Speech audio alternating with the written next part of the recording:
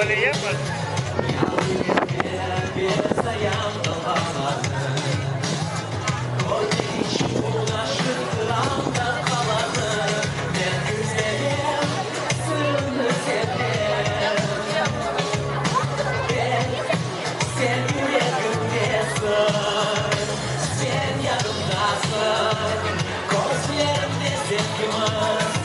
Saya seputar tanah lazım kayak mana lazım kemana?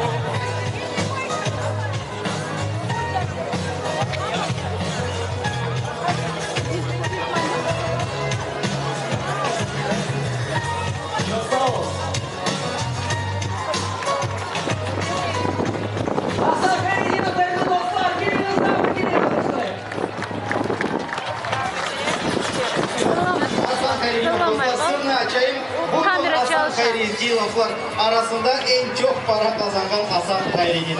Sağ olsun dostum. Ve en dülgür ve en istilaflar. Öyle. Evet, devam edelim dostlar. Nefret'teki artistimiz öz kariyerasını KVN'den başladı. Rio Elnar Küçük Degel. Lakin o da bizim yakın dostumuz. Acayip sesinin sahibi. Güzel bir kız. Rihanna Tarko öz yanı yerinin paylaşmağa hazır. Onun için karşılayımız. Rihanna Tarkova. Yok, boleh bahas oynayacağız. Sebab yang banyak katakan foto banyak.